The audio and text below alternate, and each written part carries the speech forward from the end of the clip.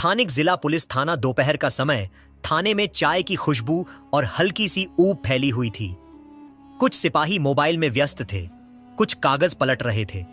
तभी दरवाजे से एक कांपती हुई आवाज सुनाई दी, साहब मेरी मदद कीजिए। दरवाजे पर खड़ा था एक थका हारा बुजुर्ग, उम्र कोई 70 से 75 के बीच, चेहरा झुर्रियों से भरा, कपड़े मैले कुचैले, हाथ में एक फटा हुआ झोला, आंखों में थकान से ज्यादा कुछ और था। एक उम्मीद, या शायद आखिरी उम्मीद। अबे ओ बाबा, यहां भीख नहीं मिलती, निकलो बाहर। एक सिपाही ने झुंझुलाकर कहा। मैं भीख नहीं मांग रहा बेटा, मेरा सामान चोरी हो गया है, एक शिकायत दर्ज करानी है, बुजुर्ग ने धीमी पर साफ आवाज में कहा। सिपाही ने ठंडी नजर से देखा और फिर मुंह फेर लिया। चोरी क्या चोरी हो गया, कटोरी या चप्पल? देखो बाबा, टाइम मत वेस्ट करो, बुजुर्ग ने धीमे स्वर में कहा।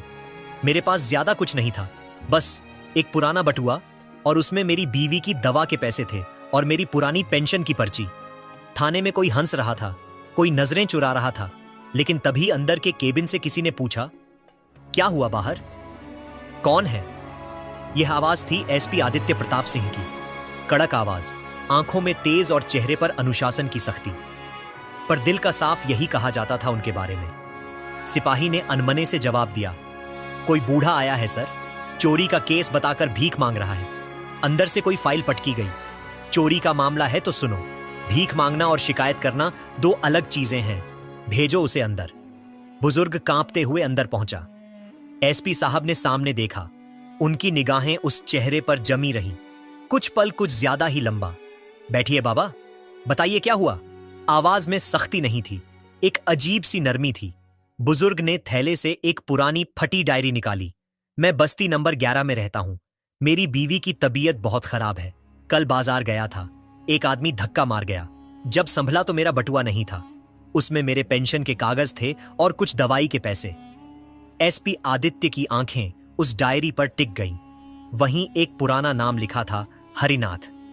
एसपी की सांस एक पल को रुक गई। क्या नाम बताया आपने? उन्होंने धीरे से पूछा। हरिनाथ, हरिनाथ सिंह, बुजुर्ग ने जवाब दिया। एसपी की उंगलियां को धीमे धीमे मेज पर थिरकने लगी। बाबा, आपकी बाजू पर यह निशान कैसा है? उन्होंने इशारा किया। बुजुर्ग ने आहिस्ता से बाजू ऊपर की एक पुराना जला हुआ निशान, कुछ वैसा ही जैसा एएसपी आदित्य ने अपने बचपन में देखा था, अपने पिता के हाथ पर। आपका कोई बेटा है बाबा? सबने सवाल किया, गले में कुछ अटका हुआ सा। बुजुर्ग ने मुस्कुराने की कोशिश की, फिर थक कर बोला, था बहुत साल पहले एक रेल दुर्घटना में हम बिछड़ गए थे। आदित्य सीपी की आंखों में नमी उतर आई। कमरे में सन्नाटा फैल गया। वह अपनी जगह से उठे, धीरे धीरे आगे बढ़े और सामने झुककर पूछा, बाबा, आप मुझे पहचानते हैं? बुजुर्ग ने झुककर देखा, फिर जैसे समय की परतें खुलने लगी, चेहरे का तेज, वह नजरें और वह नाम आदित्य। आवाज कांप रही थी और साथ ही कमरे की दीवारें भी। थाने के भीतर वह पल जैसे थम सा गया था। एसपी आदित्य की आंखें अब नमी से भरी थीं, लेकिन वह सख्त चेहरा, जो जिले भर में डर और इज्जत दोनों का प्रतीक था, अब थरथराने लगा था। बाबा, आप ही हो ना? हरिनाथ सिंह मेरा बाबा। बुजुर्ग की आंखें पल भर के लिए खुली की खुली रह गईं। वो आदित्य की आंखों में देख रहे थे, जैसे किसी भूले बिसरे सपने को पहचानने की कोशिश कर रहे हो। तू मेरा आदित्य है। उसकी कांपती आवाज में भरोसे और डर का अजीब मिश्रण था। एसपी ने आगे बढ़कर धीरे से उनके हाथ थाम ली। हां बाबा, मैं ही हूं, आपका बेटा, जिसे आपने स्टेशन पर आखिरी बार देखा था। बुजुर्ग का शरीर कांपने लगा, उनकी आंखों से आंसू बहने लगे, होठ हिल रहे थे पर शब्द नहीं निकल रहे थे। एक पल के लिए वह फर्श पर ही बैठ गए और एएसपी भी घुटनों के बल नीचे आ गया। सिपाही और कर्मचारी जो अब तक खड़े तमाशा देख रहे थे, सन्न रह गए। जो बुजुर्ग उन्हें झूठा शिकायत करता लग रहा था, वही इस थाने के सबसे ताकतवर अफसर का बाप निकला। लेकिन बाबा, आप कहां चले गए थे? उस रात के बाद आप कभी नहीं मिले। आदित्य की आवाज टूट रही थी। हरिनाथ ने धीरे धीरे जवाब दिया, वह रेल हादसे की रात।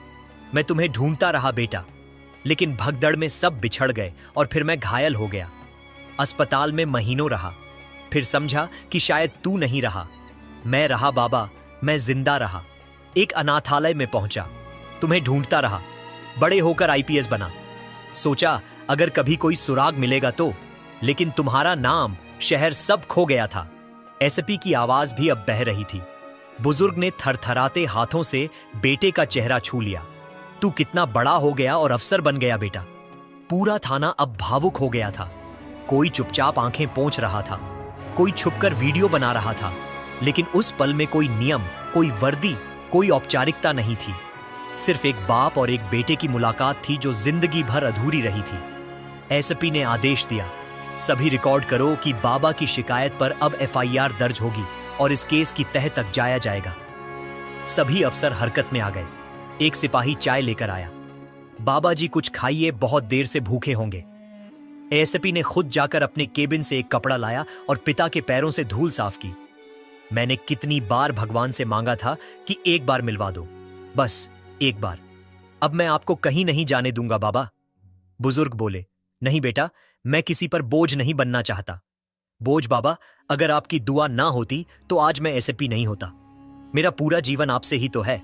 थोड़ी देर में प्रेस को भी खबर मिल गई थी। थाने के बाहर मीडिया इकट्ठा हो चुकी थी। एसपी आदित्य ने जो किया वह आज का सबसे बड़ा संदेश है, एक पत्रकार ने कहा, और शायद वह सही था, क्योंकि यह कहानी सिर्फ एक गुमशुदा बाप और बेटे की नहीं थी। यह कहानी थी हर उस इंसान की जिसे दुनिया ने भुला दिया। लेकिन किस्मत ने नहीं, हार्ड शाम ढल चुकी थी।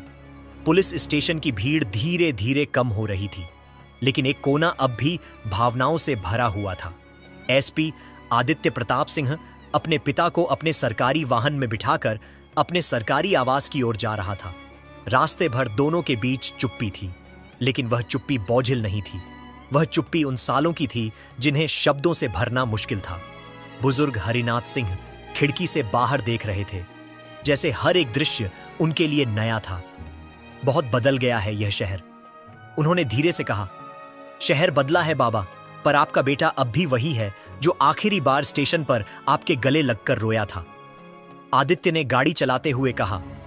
घर पहुंचने पर आदित्य की पत्नी सीमा दरवाजे पर खड़ी थी। वह समझ नहीं पा रही थी कि एसपी साहब इतने भावुक क्यों हैं और साथ में कौन है। सीमा मिलो, ये मेरे पिताजी हैं। सीमा चौंक गई।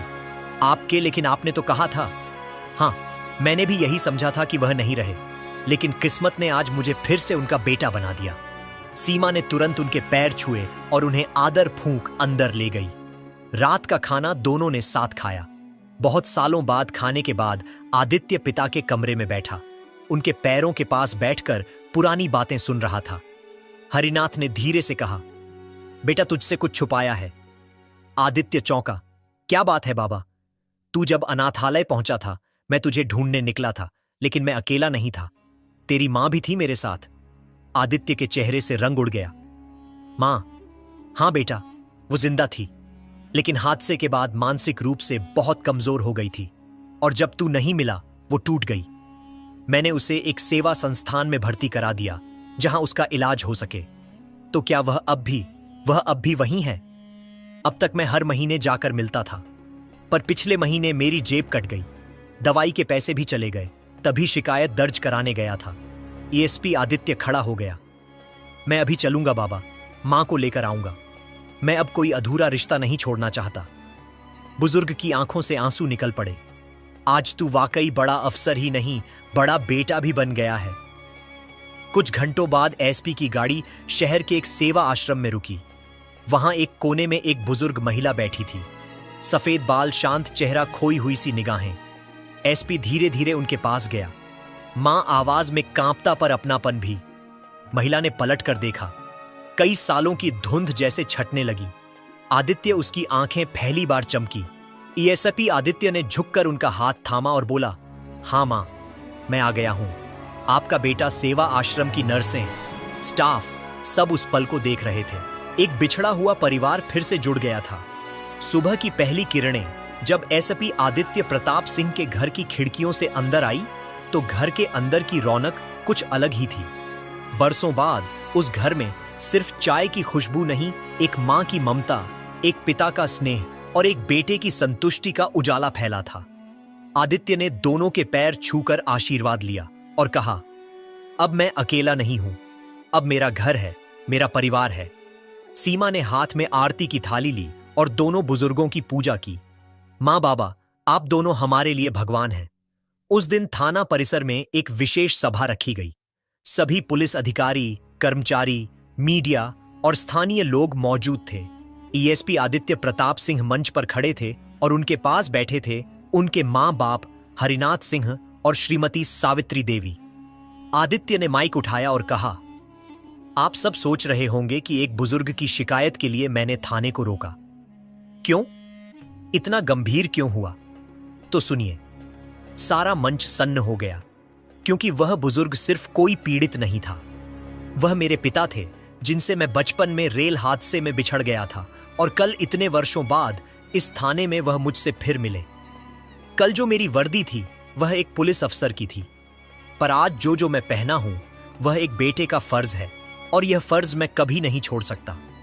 सभा में बैठे कई लोग रो पड़े, कुछ ने तालियां बजाई, कुछ सन्न थे।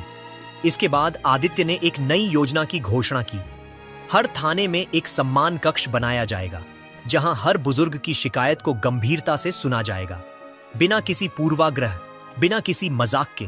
क्योंकि जो लोग हमें जन्म देते हैं, जो लोग देश के लिए जीते हैं, उन्हें आखिरी सफर तक सम्मान मिलना चाहिए।